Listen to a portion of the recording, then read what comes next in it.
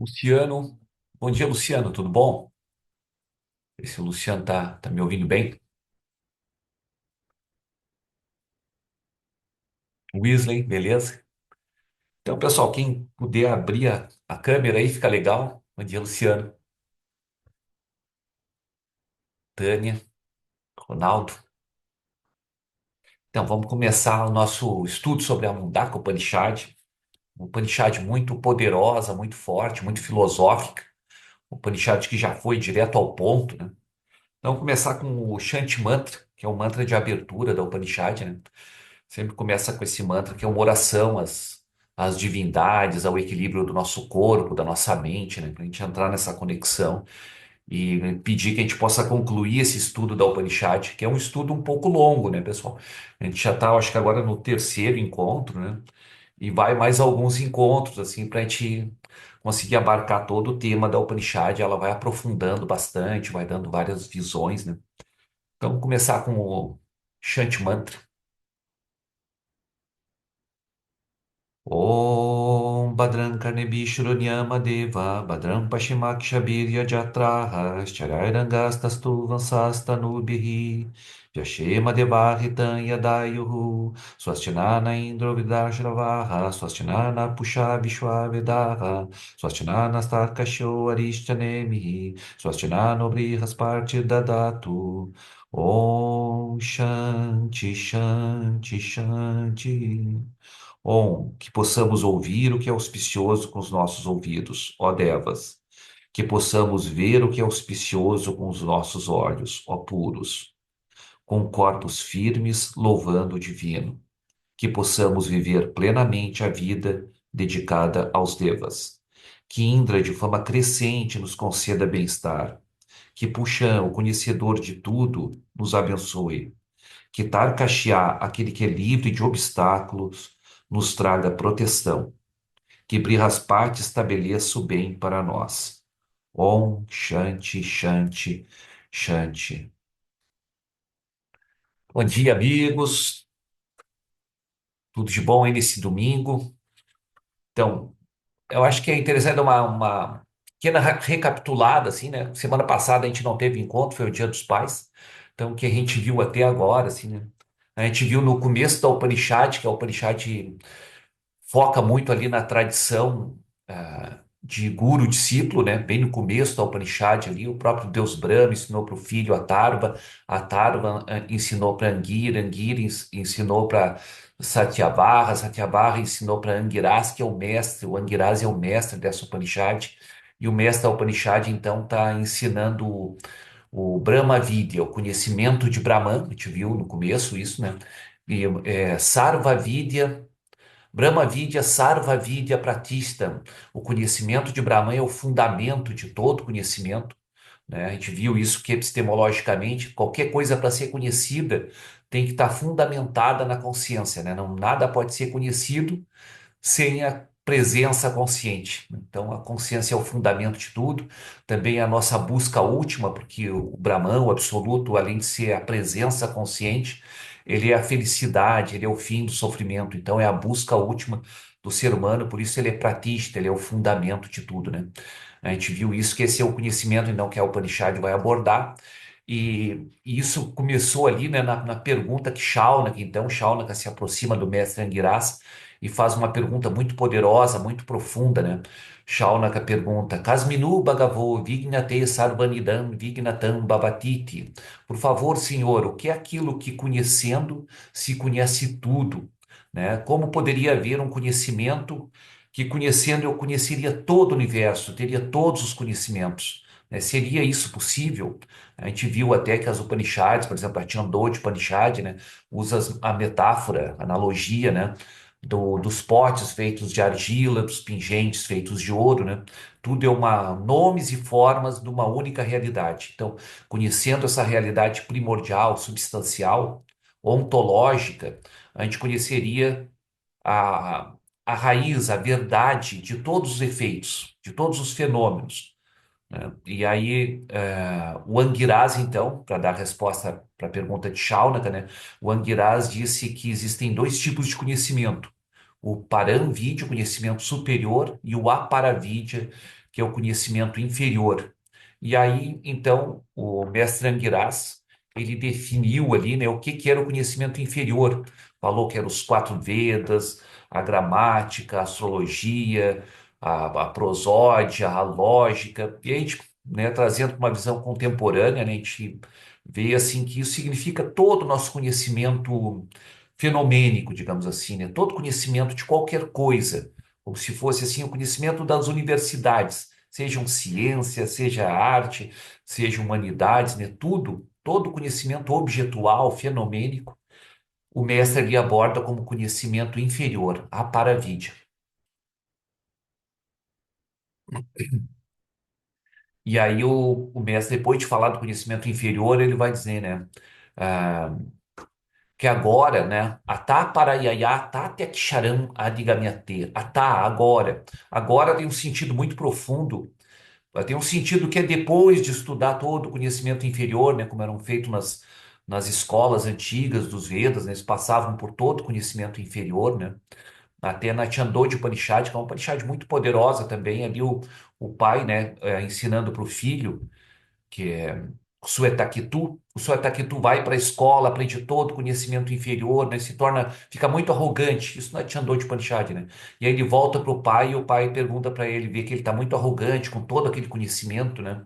Todo o conhecimento científico da época, digamos assim, ele estava dominando, né? O Suetaketu. E aí o pai pergunta para ele, Suetaketu, viu a arrogância do filho, né? Tu está muito arrogante com esse teu conhecimento. Tu adquiriu aquele conhecimento pelo qual se torna conhecido o desconhecido? Aí o filho fica impressionado. Que conhecimento é esse? Esse eu não tenho, né? Então aí na Chandogya Upanishad também, né? Vai dar o conhecimento superior para a Vidya, que é o conhecimento de Brahman, Brahma Vidya, né? E aí aqui na Mundaka Upanishad também é a mesma coisa, né? Depois de visto todo o conhecimento inferior, agora vai começar. Atá parayaya, tatyaksharan adigamyate. Agora nós vamos conquistar o conhecimento superior. E atá tem esse sentido, então, que depois de todo o estudo anterior. Mas atá também tem um sentido mais profundo de que é agora, não é depois, né? É sempre no agora. Então, a presença consciente é sempre um agora. Então, não é que nós tenhamos que nos tornarmos melhores meditadores, né? Seguir toda a sadhana Chatusthaya, que é a qualificação toda do discípulo, né? Para depois entrar no Vedanta do Advaita. Não. Na verdade, é sempre agora. Esse chamado é sempre um chamado direto para nós. Então, essa expressão matar quer dizer isso também, né? Agora, não é depois. É sempre no agora, né? E a presença consciente está fora do tempo, fora da temporalidade. O tempo é uma aparência na consciência, a gente viu isso também no nosso encontro anterior, né? E aí, então, essa expressão do mestre é muito poderosa, né? Adigamyate quer dizer que esse conhecimento vai ser conquistado. Conquistado, na verdade, é apenas a remoção da ignorância, porque isso é a verdade de quem nós somos, já é presente em nós, né?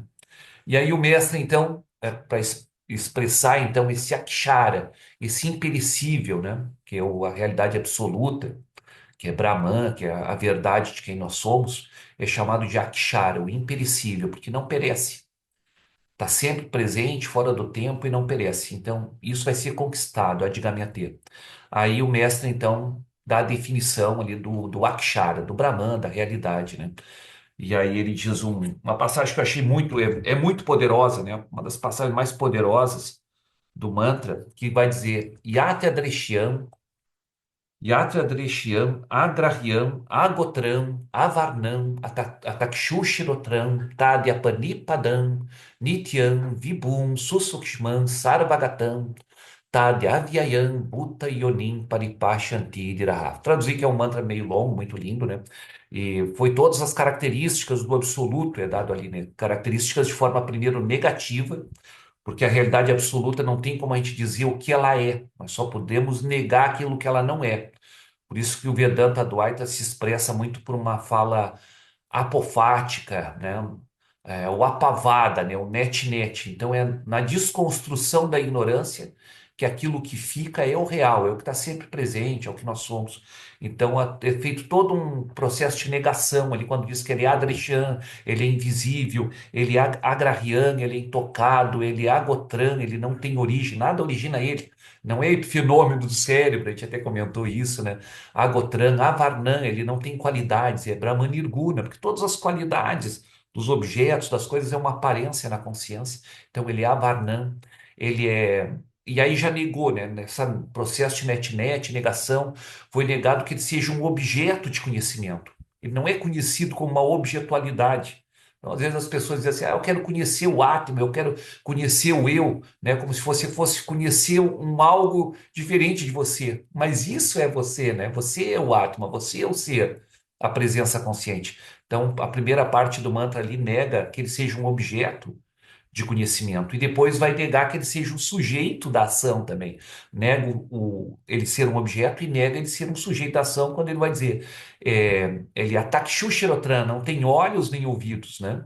Ele é a, a Panipadan, ele não tem mãos e não tem pés, né? Não tem mãos, não tem pés. Ele não toca em nada, ele não vê nada, ele não está ouvindo nada, porque tudo é uma aparência na realidade. Eu usei o exemplo do sonho, né? No sonho, quando a gente está no ser individual, ali no sonho, como eu falei, estava sonhando que eu estava jogando futebol. Ali parecia que eu estava vendo, ouvindo as coisas, mas não é com olho, com olhos e ouvido. Aquilo tudo é uma expressão da mente do sonhador, que era eu sonhando, né? Então, toda aquela realidade é uma expressão da mente do sonhador. Assim, a nossa realidade toda, mítia, né?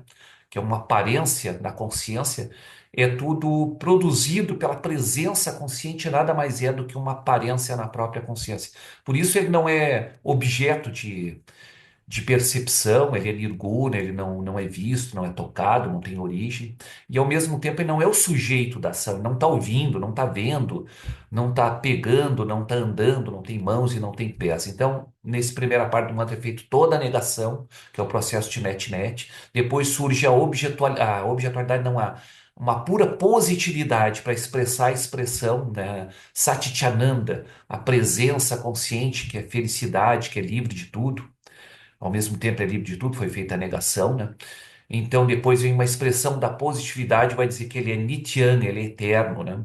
Eterno a gente viu até, né, no sentido de Ananta, livre de toda limitação, e não está limitado pelo tempo, porque o tempo também é uma aparência na consciência, né? É, o tempo é a percepção da mudança, né?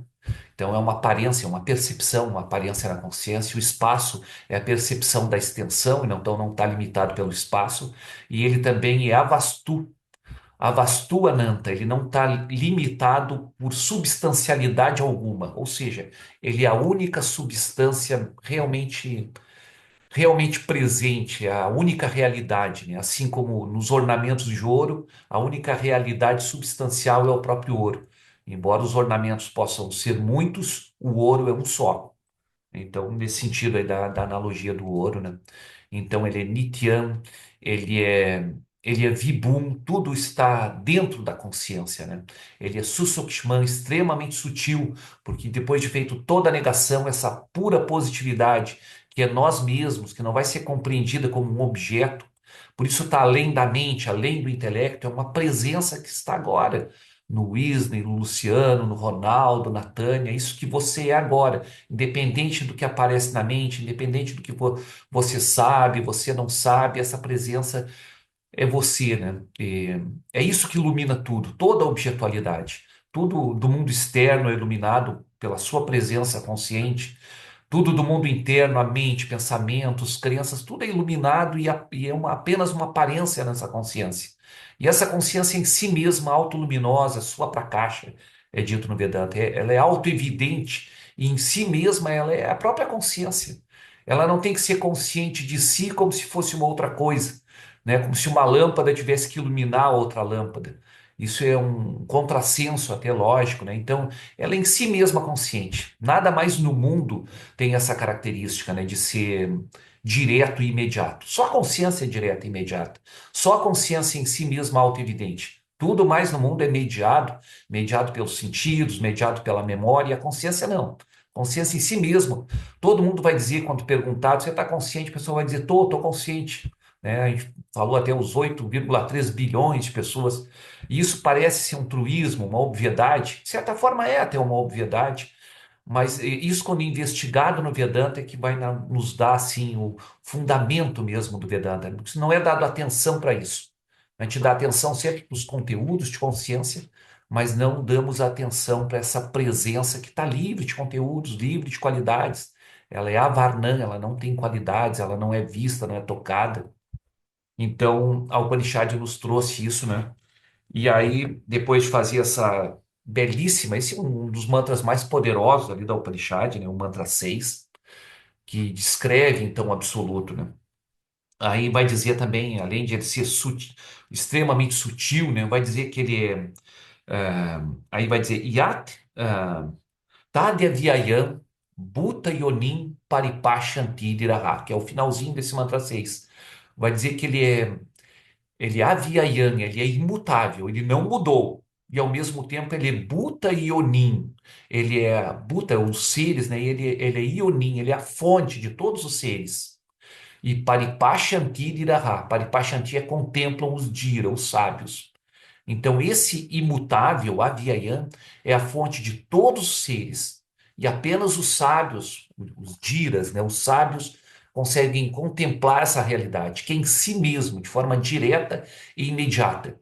E aí surge um paradoxo, né, que nos próximos mantras agora vai esclarecer o Upanishad, né, como que ele é a fonte de tudo, né, uma única realidade, o um sem segundo, é a fonte de toda essa multiplicidade, como esse imperecível Akshara, né, aparece com todos esses nomes e formas que são perecíveis.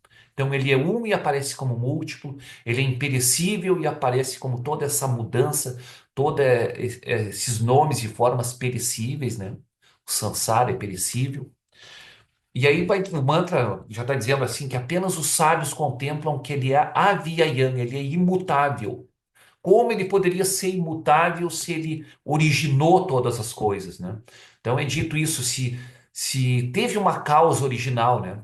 Até é feito assim um argumento lógico, né? Tudo aquilo que existe é um argumento lógico isso. Shankar também usa esse argumento lógico.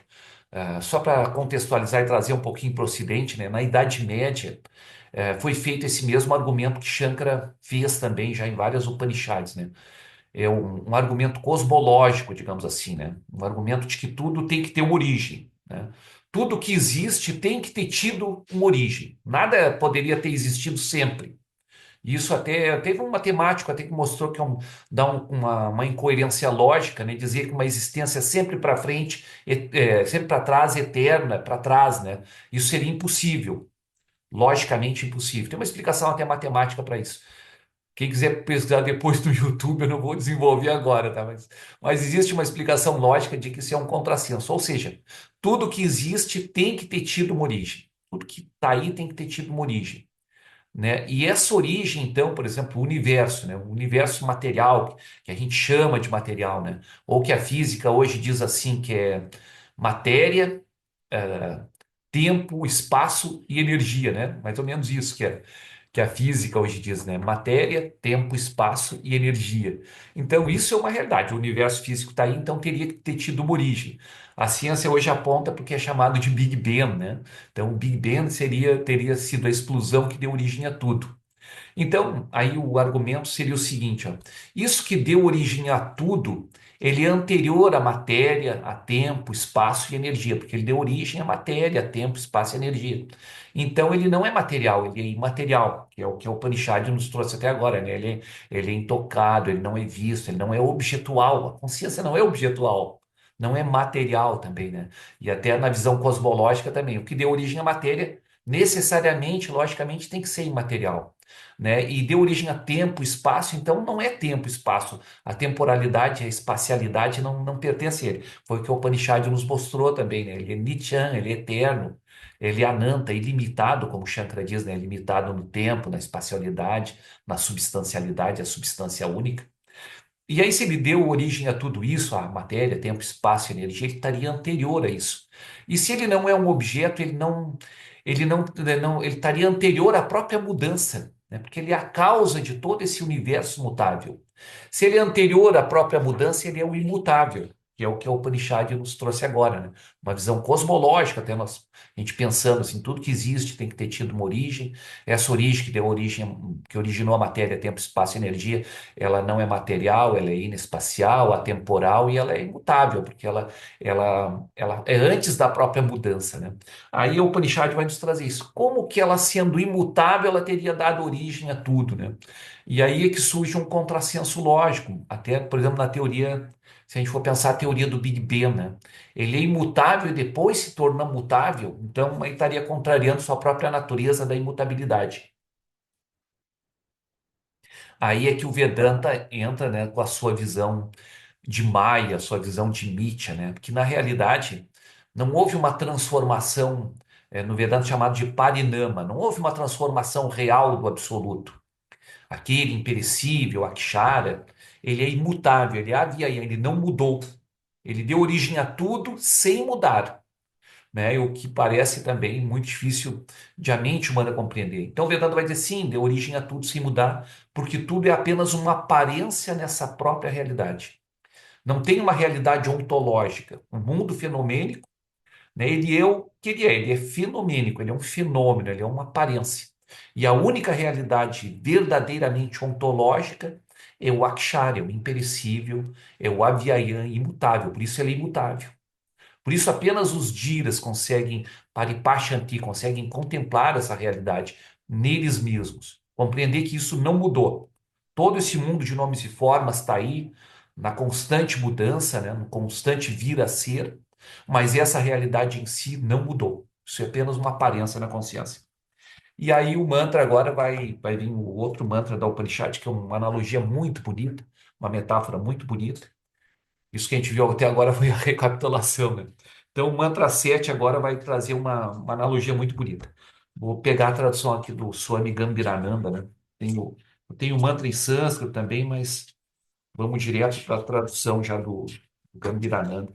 A tradução do Gambhirananda é uma tradução muito, muito boa, né? Muito tradução dos comentários de Shankara também, né? Tá lá no grupo, lá, não sei se alguém já deu uma olhada lá, tá em inglês. Eu acho que até um colega passou no Google Tradutor e botou em português também. Então, se vocês entrar lá nos arquivos, lá, se não conseguir achar lá, fala lá que eu vou lá nos arquivos e boto ali de novo no grupo ali, né? E a gente está usando então essa tradução do Gambhirananda, que é a melhor que tem, né? O melhor que tem também com os comentários de Shankara. Então, ali o mantra 7, o Upanishad vai dizer, né? Assim como uma aranha espere e recolhe o fio da sua teia, assim como da terra crescem as árvores, as ervas todas, e assim como de um corpo de um homem vivo saem os cabelos e os pelos, assim do imperecível, desse Akshara, emerge todo este universo fenomênico. Então aí ele usa essa metáfora da aranha, né, analogia, uma metáfora da aranha, da terra e do corpo humano. Por que que ele usa essas três? É muito significativo o Upanishad ter falado das três. A aranha espelha e recolhe a teia. Até eu vi isso acontecer uma vez, não sei se todo mundo sabe isso, né? Mas eu vi uma vez a aranha desceu pela teia e depois ela subiu pela teia. Antigamente eu achava que a aranha subia pela teia subindo na teia, mas não, ela sobe comendo a teia, né? E realmente, é como diz a Upanishad, eu vi isso, né? A aranha espelha e ela recolhe a teia nela mesma, né? Então ela come a teia de volta, né? Então, o absoluto, digamos assim, a criação do universo, né? Como surge do Deus Brahma, né, que é Saguna Brahmana, o Brahman já visto a partir da Maya, na aparência, né? Na aparência, não na sua imutabilidade, né? Mas na sua aparência como o Deus criador, né? É como uma aranha que espelha o universo todo, cria dele mesmo. Por isso ele é a causa material do universo. Da onde surgiu esse universo material todo? Ele é a própria causa material. Por isso que é uma aparência na própria consciência, um fenômeno. A matéria é um fenômeno da consciência. A matéria não é algo ontológico, né? E isso até a gente pode até, né, pessoal, se tem alguém assim muito materialista, muito ateu, muito cientificista, né? A gente sabe que a matéria é um conceito metafísico. Matéria não é algo ontológico. Ninguém nunca tocou ou experienciou matéria, né? O que a gente tem visão, tato, audição, né? A experiência, a gente tem a experiência. Mas a matéria mesmo em si é um conceito metafísico, mesmo porque a própria física chegou, o que que é matéria? A matéria é o átomo, o que que é o átomo? É a subpartícula, o que que é a subpartícula? É o campo quântico, né? O que que é o campo quântico, né? Então, energia, o que que é energia, né? Então, isso tudo são conceitos metafísicos, ninguém experiencia a matéria mesma, né? Então, aí usa essa expressão aí, que ele é a causa material do universo, ele é a consciência é a própria causa, é o fundamento desse mundo material. Então, ao mesmo tempo que ele é a causa material, ele é a causa eficiente também, né? Porque há uma inteligência que ordena tudo, né? Essa inteligência, claro, é chamada de Ishvara, né? A própria presença consciente, da própria presença consciente, também é uma espécie de inteligência dessa ordem fenomênica, né? Por isso a aranha ela faz a teia porque ela quer, né? Então ela é a causa material e a causa eficiente. E ao mesmo tempo que ela espelha, ela recolhe a teia, que no Vedanta é chamado de Manvantara Pralaya, né? O universo surge e uma hora o universo também vai ser reabsorvido, né? A ciência da física também parece que fala alguma coisa assim, né? Big Bang e Big Crash, né? Mas não precisamos entrar em tentar explicar o Vedanta com a ciência porque é desnecessário, né? Só um exemplo assim para trazer para a nossa visão mais ocidental, né? Então, na verdade, tudo que surgiu, uma hora vai ser reabsorvido também. Por isso a metáfora da aranha. E a metáfora depois, né, das plantas que crescem na terra, são muitas plantas, né, várias árvores, várias espécies de plantas. Então, toda essa multiplicidade surge de uma realidade única, né, como na analogia das plantas todas surgindo da terra. E também na analogia, na visão, assim, de que a terra não está fazendo esforço, né? A terra não faz um esforço para que as plantas surjam, é um processo natural, espontâneo, né? Então, o absoluto não está fazendo esforço para criar o universo todo, né? É uma, é uma criação do um, que é indivíduo, que é imutável, surgindo toda essa manifestação, essa multiplicidade de nomes e formas, né? E aí a outra analogia que é feita é como crescem os cabelos do corpo do ser humano, né? Ou seja, o ser humano é um ser senciente e dele nascem os cabelos, cabelo, as unhas também poderíamos pensar, né? Que não são sencientes, né? Tipo a matéria morta. O cabelo não é algo vivo, né? É algo não senciente. Então, como de algo senciente também surgem as coisas não sencientes, né? Então, a mesma coisa o universo. Como da consciência surgiu esse universo que não é senciente. Esse universo, essa matéria, aspas, digamos assim, né? Ela não é senciente. Ela tem a presença consciente como seu fundamento, mas nela mesma, o universo, o Jagat, né? Ele é inconsciente. Ele não é Chita, ele é inconsciente. Então, por isso essa analogia é belíssima, essa analogia da Upanishad, né? Assim como a aranha espelha e recolhe a teia, né? O universo surge dessa realidade, vai ser reabsorvido, é a causa material e a causa eficiente, assim como as plantas surgem da terra, desse um sem esforço surge toda essa multiplicidade, como os pelos saem do corpo do ser humano, assim, dessa consciência, desse ser ciente, que é o absoluto, surge um universo que não é consciente, que não é senciente, né? Então, esse mantra é muito, muito profundo, né? Esse é o mantra 7. Agora vamos para o mantra 8 da Upanishad, né? E o mantra 8 então, vai começar a explicar como surge, então, esse universo todo, né? Como é esse surgimento aí da aranha, né? Da terra, do corpo do ser humano, os pelos e toda essa manifestação, né? Como isso tudo surge? Aí o mantra 8 vai dizer: através do conhecimento, Brahman aumenta de tamanho, ele se expande, né?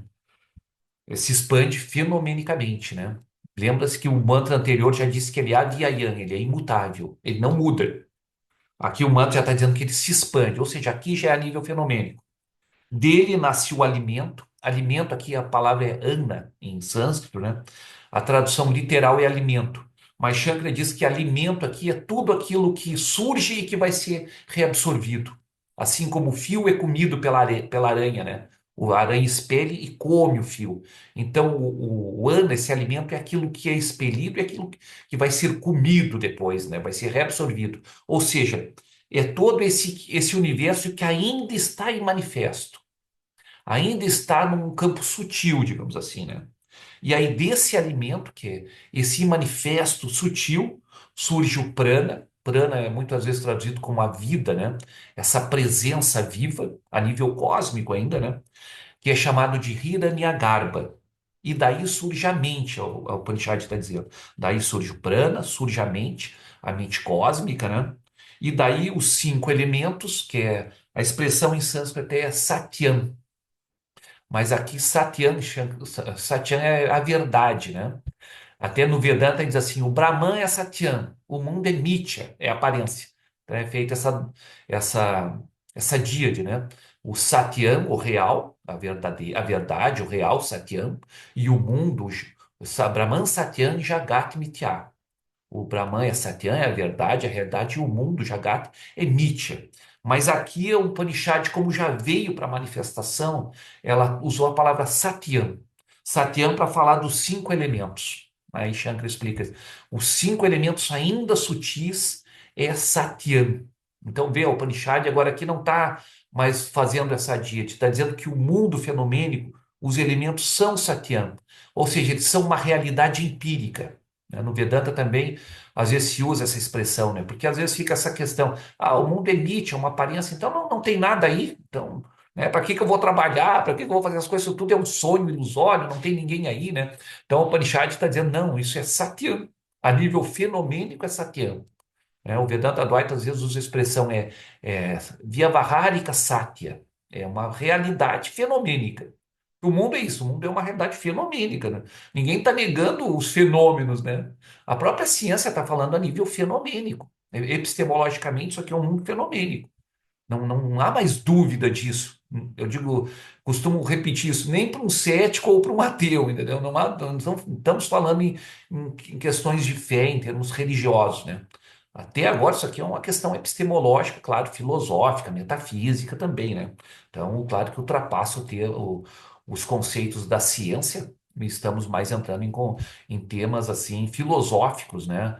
Metafísicos e ontológicos, né? Mas ainda de forma plenamente racional, sem apelo para a fé, né? Pelo menos por enquanto, né?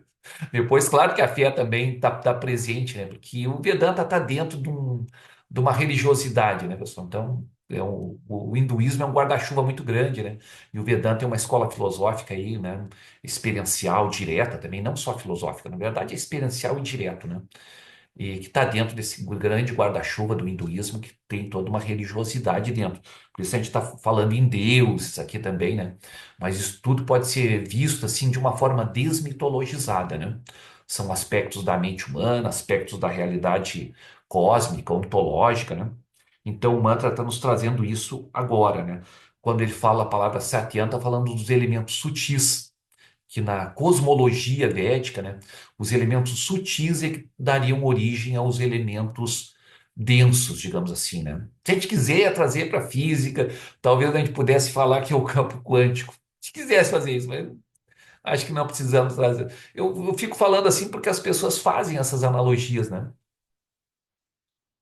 Essas relações, digamos assim, né, com o que a gente sabe até hoje, né, que a ciência conseguiu mostrar ou apontar, digamos assim, até hoje, né, que a ciência também está apontando para coisas que ainda não são bem compreendidas também, né, falando da física, né. E aí o mantra então está dizendo que daí vão surgir os cinco elementos, vão surgir os mundos e a imortalidade que está nos karmas, né? Amritan, a imortalidade. Então, só para tentar destrinchar esse mantra aqui, né? Está dizendo que Brahma se expande por tapas, né? A palavra é tapas. Tapas muitas vezes é usado como uma prática, a própria prática espiritual, né? A sadhana, tapas é uma disciplina, é uma austeridade, né? Então seria assim, o próprio absoluto, por desejo, por austeridade, ele se expande no universo todo, né? Então poderíamos pensar assim que da a presença consciente, que é sati, que é a existência do próprio aspecto sati, surge toda essa expansão, né? Primeiro surge o espaço, que é o campo da expansão, né? São cinco elementos ali, é isso, entendeu? Primeiro é o espaço, depois vai vir terra, fogo, água e ar, né? Mas primeiro a surgir o akasha, o espaço, que vai dar, então, origem a toda a manifestação, que são 5 elementos. Claro que hoje a gente tem tabela periódica, na época medieval eles falavam dos 5 elementos, né? Então isso como é que eu vou dizer assim, isso é um tipo de pensamento, né, de cosmovisão, né? A gente não precisa se ater se realmente o universo é só os 5 elementos ou não, né? É claro que está dentro de uma visão um pouco medieval isso aqui, né? Mas, ou seja, destrinchando o mantra, está dizendo assim que primeiro o absoluto, né? O Brahman, a realidade mesmo com pura presença consciente, ela é não, como o mantra falou, ela não tem qualidades, ela é uma realidade sem qualidades, é nirguna, né? Vedanta chamado Brahman Nirguna. Então, a partir da própria Maya, a partir da própria ilusão, da própria vidya, desse próprio conceito de Maya, que é essa aparência fenomênica que vai surgir, então Brahman mais a Maya vai surgir o Brahman Saguna no Vedanta, né? Então Brahman Saguna, que é o Deus Criador, já é uma realidade fenomênica a partir já de uma espécie de fenômeno original. Esse fenômeno, ou causa do fenômeno original, né? A causalidade original, melhor dizendo, é a própria Maya própria Maya, que é um conceito fundamental no Vedanta.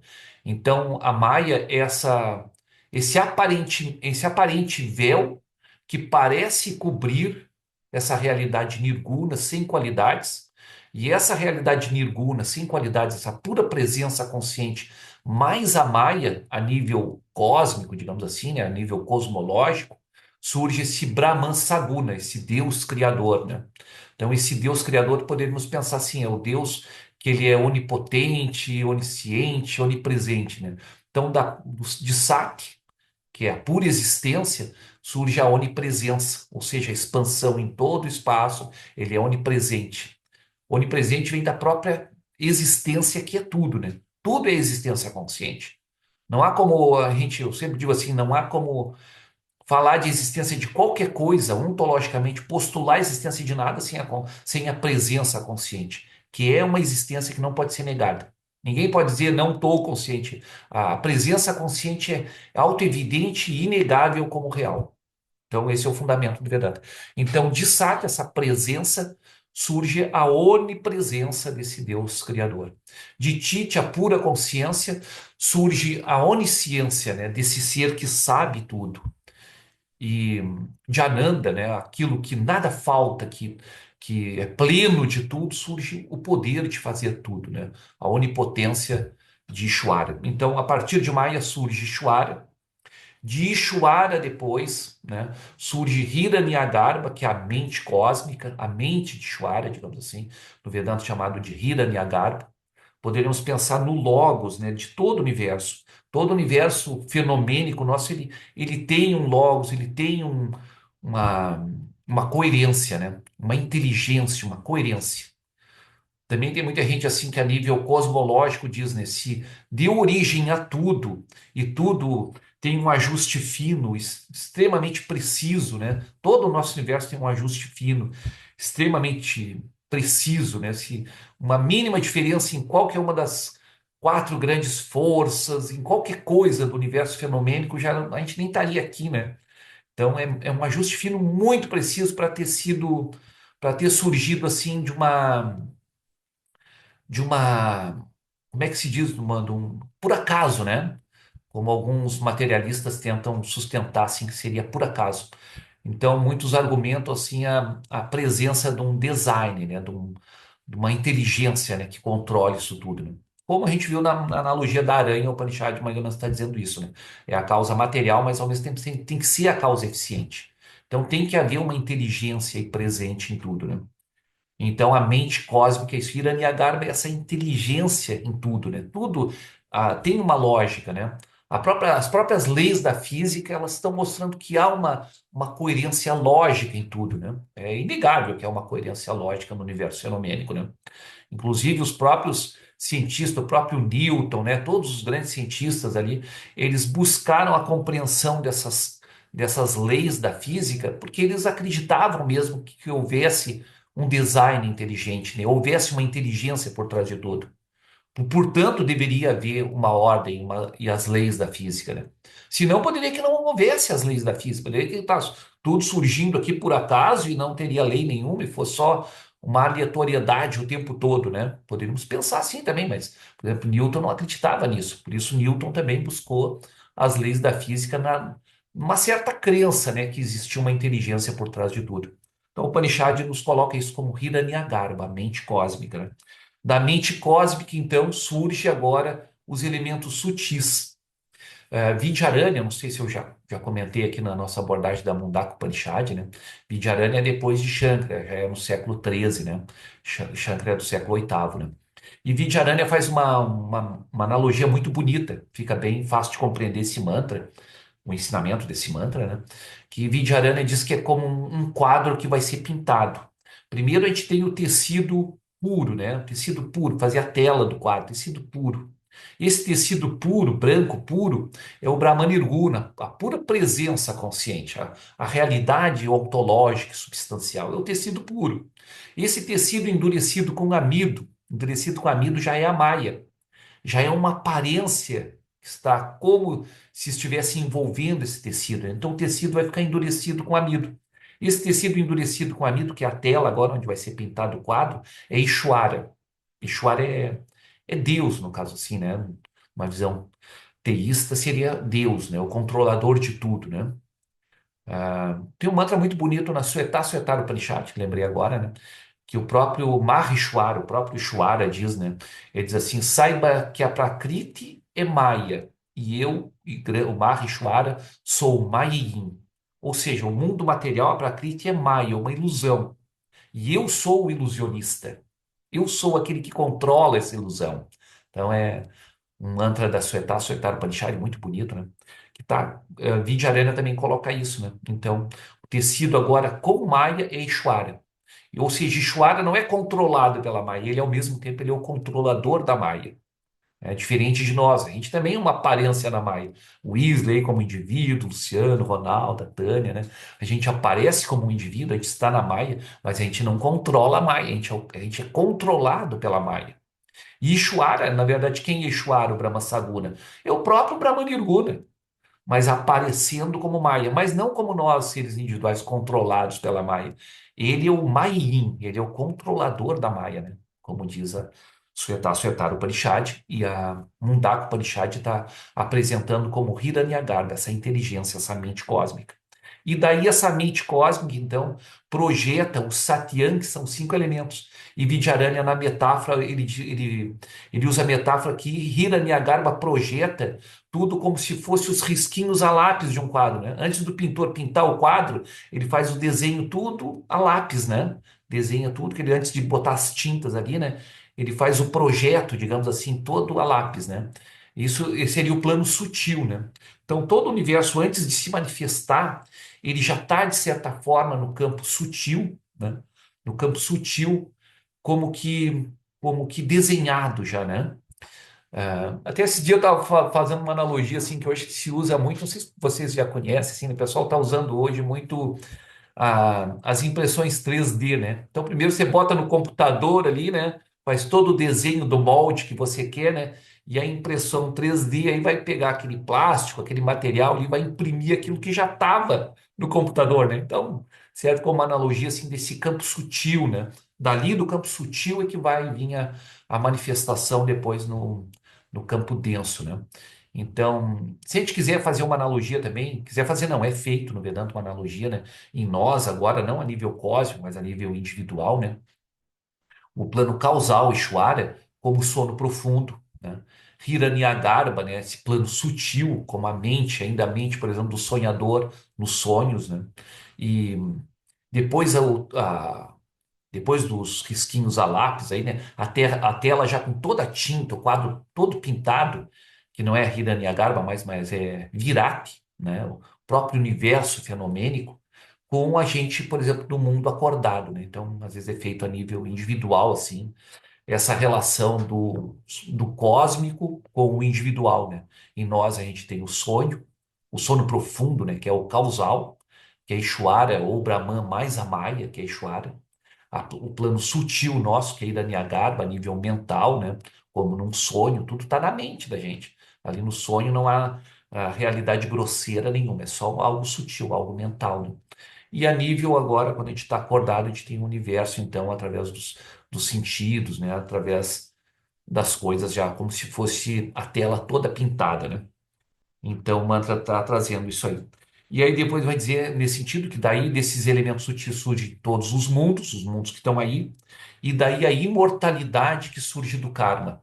A imortalidade aí, que está se falando, não é a imortalidade que o Vedanta aponta, né? A imortalidade que o Vedanta aponta é a própria presença consciente, que é Akshara, imperecível, né? Que é a Avyayam, imutável, como a gente viu antes, né? Ou seja, a consciência não é afetada por nada, né? Ela não é um objeto, a consciência, portanto, ela não quebra como um copo que pode quebrar, não é como uma célula que se decompõe, ela não é uma objetualidade. Então a consciência não tem origem, nada de origem a ela, né? Ela é agotran, como disse o mantra anterior, ela não tem origem, né? Ela não é perecível, ela é imortal, né? Então essa imortalidade plena da própria presença consciente, o mantra aqui, quando fala imortalidade, não é nesse nível. Está falando imortalidade através dos karmas. O que que ele está querendo dizer com isso? Está querendo dizer que o Weasley, o Luciano, a Tânia, o Ronaldo, enquanto um diva individual, a gente é imortal porque a gente está preso pelo karma do, do karma, que é todo o nosso prarabdha karma é o karma que a gente está fazendo agora, né? Que tá passando agora. Mas tem todo um karma acumulado, né? De vidas e vidas para trás. Então é nesse ponto aqui que o mantra falou da imortalidade ligada ao karma, ou seja, a gente vai estar sempre transmigrando no samsara, né? Então é como se fosse a imortalidade temporal, digamos assim, né? A gente está sempre no samsara transmigrando. Então, para se libertar dessa imortalidade temporária, temporal, digamos assim, né? Só a compreensão da nossa verdadeira natureza, que é a imortalidade satyam mesmo, real, né? E não mithya. Até interessante, né? Como eu falei antes ali, né? Quando fala nos cinco elementos, a expressão que a Upanishad usa é satyam, né? E aí eu lembrei agora também que a Brihadaranyaka Upanishad vai falar assim que o nosso mundo é Namarupa, nomes e formas, né? E, e esses nomes e formas são Satyam, diz a Brihadaranyaka Upanishad. E o Atma, a Brihadaranyaka Upanishad vai dizer, é o Satyasya Satyamiti.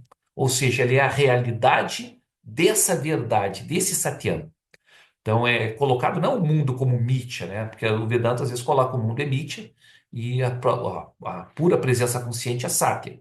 Mas as Upanishads não colocam assim, elas colocam o mundo é Satya, é Satyam, e o Atma, a presença consciente, é o Satyasya Satyamiti.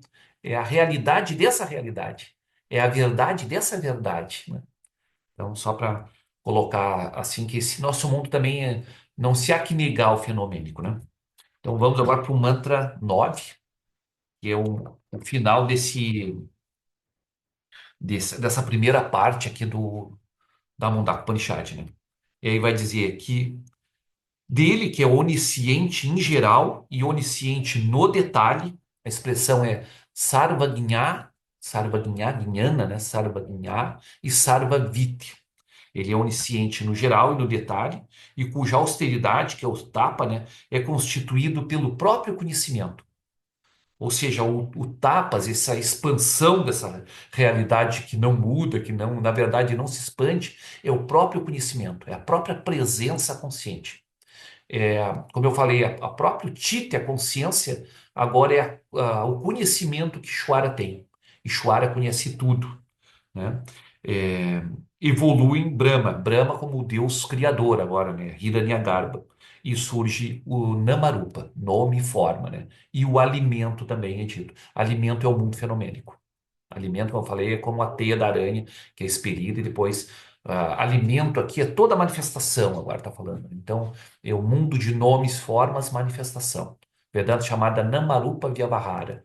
Nome, forma e aparência, função, né? O mundo fenomênico tem a sua funcionalidade, né? E a sua coerência lógica, né? É isso que o mantra está dizendo. E a expressão aqui muito bacana é a expressão sarvagnana, né? Sarvagnana e sarvaviti.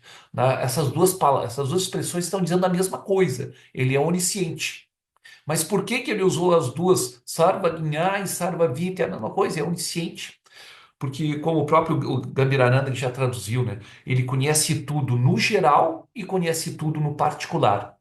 Conhece tudo no geral que a gente pode pensar, não é no geral cosmológico, é no geral porque tudo é a própria consciência.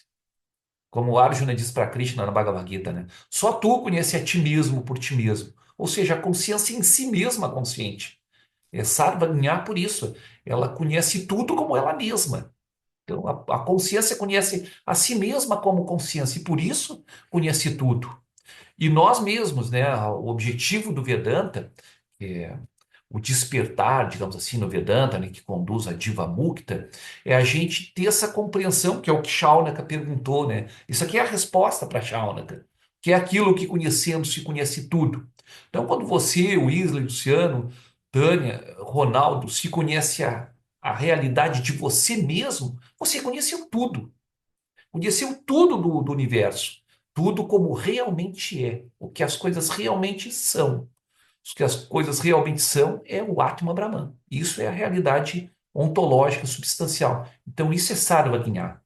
Sarvagna na própria consciência, que conhece a si mesma como consciência, e nós, no despertar, nos reconhecemos como essa presença consciente. Então, essa é a resposta de Shaunaka. Isso é conhecer tudo. Mas agora, Sarvaviti, quando ele usa, é conhecer tudo no particular. Aí está falando de Shwara, aí está falando de Brahma Saguna, né? Brahman Saguna, que é essa mente cósmica, né? Esse logos, essa inteligência que conhece tudo também no particular, né? Então é como se a gente entrasse numa joalheria, né, e visse fosse tudo feito de ouro ali, né? Então tem brincos, colares, pulseiras, né? Tem um monte de ornamentos feitos de ouro. Então aquele que conhece o ouro conhece tudo, tá tudo é feito de ouro. Mas ele também, no caso de Ishwara, né, conhece tudo em particular, ou seja, ele conhece os ornamentos também. Ele conhece Namarupa, os nomes e as formas, né? Nós não, os seres individuais, nós não podemos conhecer tudo como Sarvaviti. Sarvaviti só Ishwara tem, né? Os seres individuais podem ser Sarvagnya. Nós podemos conhecer tudo, que é a pergunta de Shaunaka, né? Tudo como aquilo que realmente é. Tudo é consciência. Tudo sou eu, consciência. O universo todo é uma aparência em mim. Agora, conhecer tudo no particular e só a mente cósmica, né? A mente individual conhece as coisas particulares individuais. A mente individual é limitada, a mente cósmica é o Brahman Saguna, né? Então, essa é a mensagem do mantra aqui, e eu acho que podemos ficar por aqui nesse mantra hoje. E aí, quem tiver comentários aí, questões, né, podem fazer as questões aí, os comentários, os acréscimos.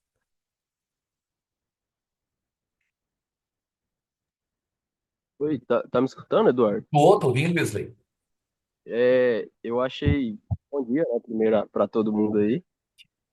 É, eu achei interessante a, a diferença que você colocou, porque no início o, o aspirante ele é levado a ver o mundo fenomênico como algo diferente do que ele é, né? E é até levado termos como ilusão, como semelhante a sonho e tal. E aí depois teve aquela colocação onde Namarupa também é Satya, né? Também é Satya. Essa seria a diferença entre o olhar do aspirante e o olhar do sábio ali, né? Porque parece que a culminação do sábio é quando ele olha para isso e vê só, só Brahma, né? Vê só Satya. Muito bom, Wesley. É isso mesmo, né? As Upanishads até expressam isso de forma muito bonita, né? A Chandogya Upanishad, né? Sarvam Kalvidam Brahman, com certeza tudo é Brahman. E é o que o mantra anterior ali falou, né? É, Yate Bhuta Avyayam Bhuta Yonim Paripashantidraha. Ao mesmo tempo que os sábios, os Dira, contemplam que ele é Bhuta Yonim, ele é a fonte de todos os seres, ele é Avyayam, ele é imutável.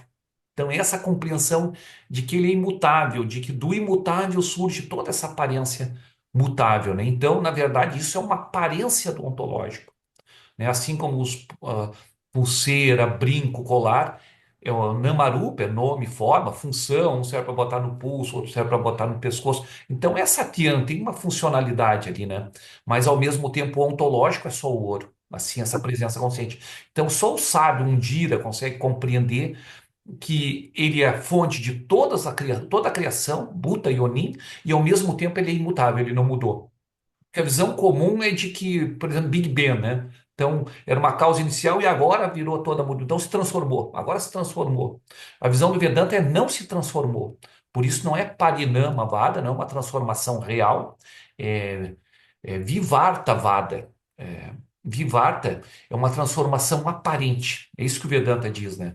O mundo fenomênico é o absoluto que se transformou aparentemente apenas. Por isso ele continua avyayam, ele continua imutável. E só os sábios conseguem compreender isso. Então ele é Satyan como fenomênico, mas ontologicamente ele é Mithya. Então essa compreensão de que a realidade fenomênica ela é via-bhárica, ela é empírica, ela é funcional, mas ela não é um nada. Então eu achei muito bacana o próprio Upanishad já trazer isso, né? De que não trazer que Maya é um nada, é uma ilusão, não tem ninguém aí, entendeu? Então é uma realidade empírica também, né?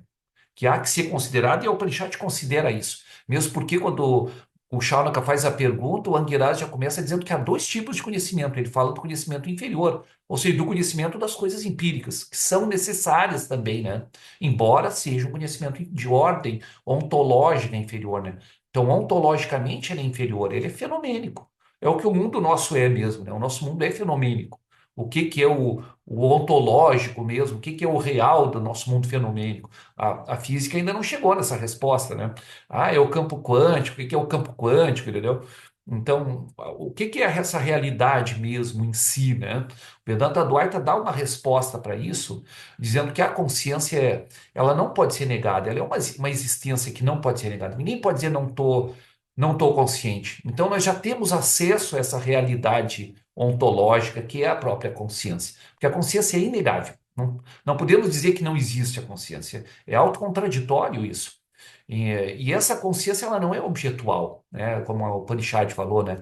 Ela não é vista, não é tocada, não tem qualidades, não tem origem, né?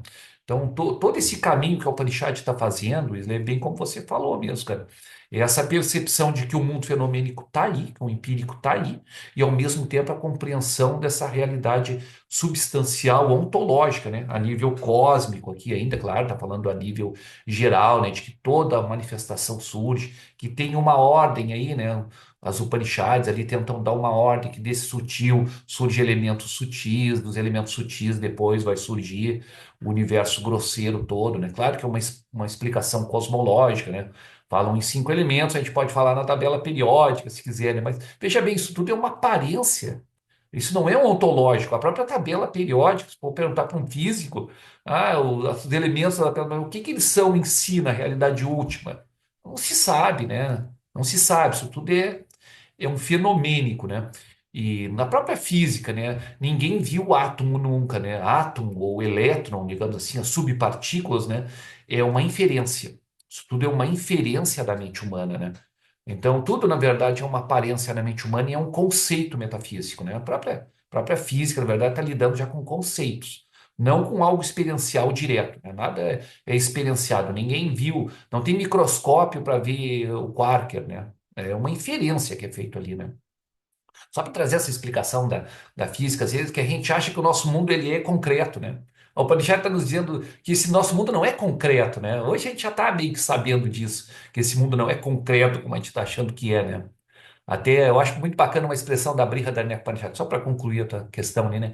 Que o Yagnavalkya, na Brihadaranyaka Upanishad, vai falar uma metáfora, uma analogia muito bonita. Vai dizer que é como um torrão de sal que não tem exterior nem interior, é uma massa de pura consciência. Essa é a realidade ontológica que a Upanishad está nos trazendo, né? Então, é essa compreensão mesmo, como você falou, a compreensão de que o mundo fenomênico está aí, mas o ontológico mesmo é a presença consciente. Legal, Wesley. A, a nível da, a nível da sadhana, por exemplo, eu tenho uma pergunta justamente a respeito sobre isso que eu coloquei. É, existe essa diferença entre o pensamento, a visão do aspirante e a visão final ali do sábio. E entre essas duas, é claro, tem a realização do sábio. Então, a nível da sadhana ali, eu posso continuar me separando desse mundo fenomênico e repousando naquilo que sou,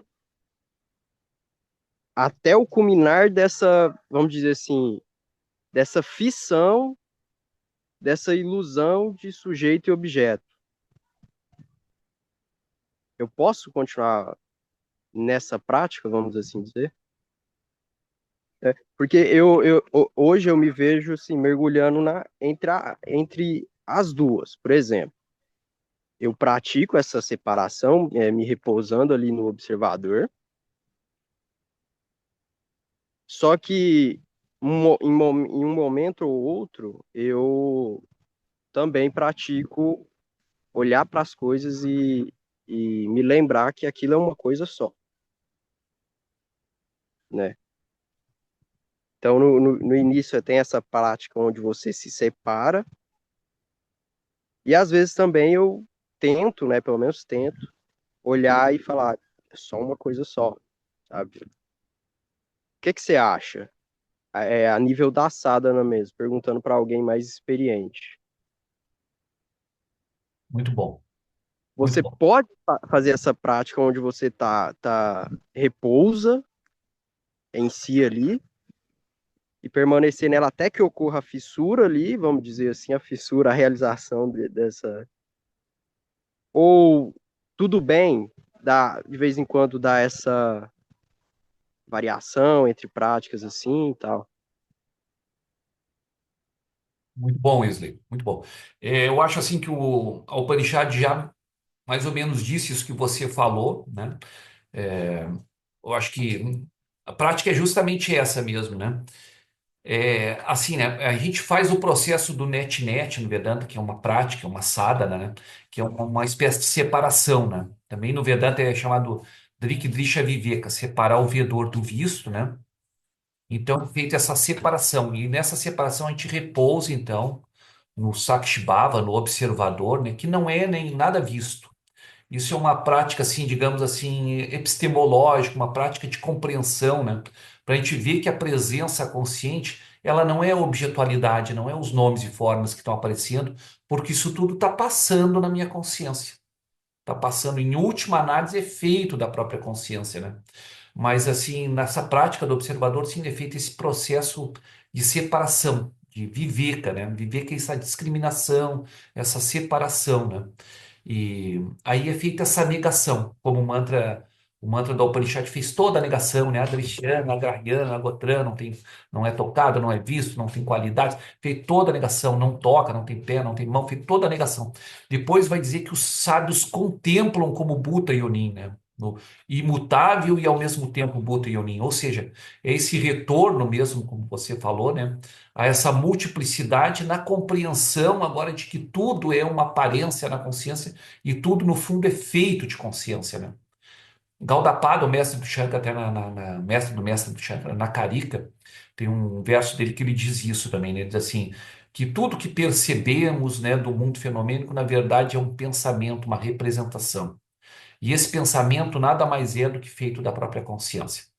Então, na Bhagavad Gita também, Krishna diz, né, que o Jnani é aquele que compreende que Vasudeva Sarvaniti. Vasudeva é tudo. Tudo é essa presença consciente, né? Então, claro que a multiplicidade continua aparecendo, né? Porque ela é essa realidade satyam fenomênica, aparência. Ela é a aparência. A aparência não vai deixar de aparecer como multiplicidade, porque a multiplicidade é a sua realidade como fenomênica, como aparência, mas a compreensão ontológica de que a realidade mesmo disso tudo é a presença consciente. que eu sou essa presença consciente, né? Aham Brahmasmi. Então, quando é investigado em nós, através da sadhana, mesmo como você falou, né? O repousar na presença consciente, o repousar da mente, né? Que isso tudo, Wesley, é um processo para a mente humana, para eliminar a ignorância na mente humana, a sobreposição, a confusão de se achar que é um objeto, né? A confusão de se achar que é um indivíduo. Porque o indivíduo também, o Wesley, Luciano, Tânia, Ronaldo, o indivíduo está aparecendo em você como consciência. Você é consciente do indivíduo. O indivíduo como corpo e o indivíduo como mundo interno, como crenças, memória, história de vida, né? Tudo isso é uma aparência em você. Então, a investigação do Vedanta, que é esse ponto que você falou do Sakshibhava, do observador, depois de feita toda o net-net, a negação e a separação, a Drik, Drisha, Viveka, é a compreensão de que essa consciência ela não tem limite. Ela não é uma individualidade. É o contrário. A individualidade que é o Weasley, que é o Luciano, que é a Tânia, que é o Ronaldo, aparece em você é a consciência, você não é a individualidade, você não é o limite, né? Você é o ilimitado. Então, essa é a realização, a Ram Brahmasmi. Mas não sou eu, o mundo fenomênico todo, entendeu? Porque essa realidade ela não tem limite, ela é a fonte de tudo, né? E aí a compreensão, sim, que a multiplicidade toda que está aí, e isso serve como uma sadhana também, como você falou, a própria Mahavakya da Chandogya que é Sarvam Kalvidam Brahman, com certeza tudo é Brahman, ela tem os dois sentidos de prática mesmo, como você falou, ela pode ser Nididhyasana, compreender que só Brahman é só a realidade única, ou pode ser Sarvam Kaluidam Brahmanti, que cada coisa em si ela é o Brahman, né? Cada coisa em si. Então aí é o Passana, é uma realidade, é a nível dual ainda. Então nós podemos fazer a sadhana, a prática a nível dual, de que cada coisa na verdade, é o Brahman, mas eu estou contemplando dentro da dualidade, dentro de cada coisa. Por isso esse último verso da Mundaka Upanishad, dentro do que você falou agora, uma compreensão mais profunda desse verso, é a explicação do Sarvagnya Sarvaviti. Para nós, o Sarvaviti é isso, é a gente ver cada coisa, conhecer cada coisa como cada coisa. Né? Eu tenho que ir para o meu trabalho, tenho a minha esposa, tenho a minha filha, tem cada coisa, é cada coisa, mas ao mesmo tempo tudo é Brahman. Então, isso pode ser o sentido de Sarvaviti para nós ali, né? Que eu tinha falado Sarvagnya para nós só, e Sarvaviti só para Deus, mas para nós o Sarvaviti pode ser essa prática como você está pensando. A nível dual também, a gente compreender que cada coisa é essa realidade. Cada coisa é o. Tudo é o Brahman, né? Tudo é Vasudeva, tudo é Krishna. Então, perfeito, muito bom. Como prática mesmo, né? Como você falou, hoje onde a mecânica quântica coça a cabeça é justamente na hora de mensurar os resultados, né? Por exemplo, lá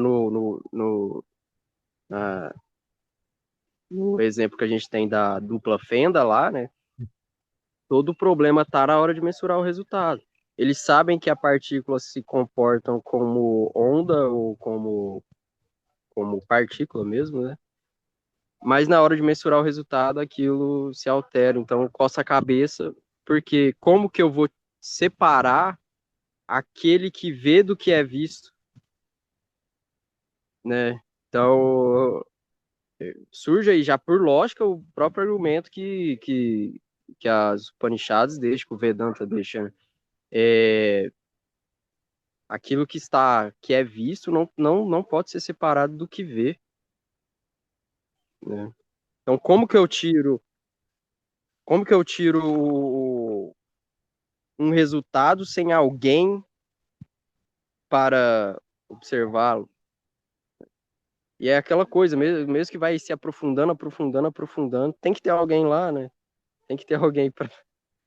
Mas muito obrigado, esclareceu bastante. Muito bom isso.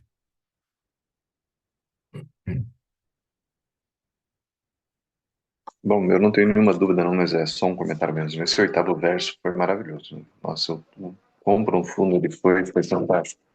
E as explicações ajudaram mais ainda. Foi muito bacana mesmo. Obrigado, professor. Legal.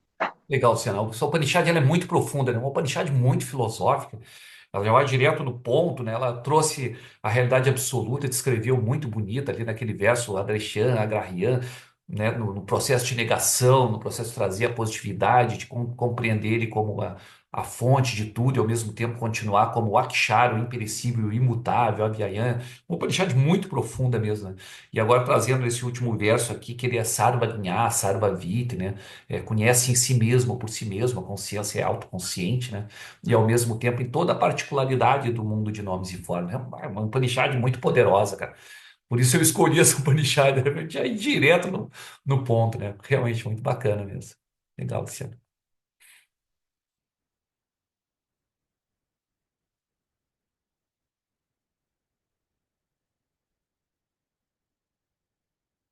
Então, amigos, vamos ficar assim por hoje. Eu não sei se alguém quer mais fazer mais algum comentário, mais alguma observação.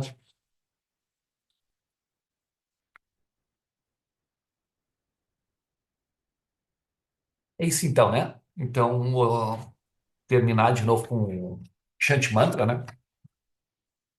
E a gente encerra o nosso encontro de hoje, então.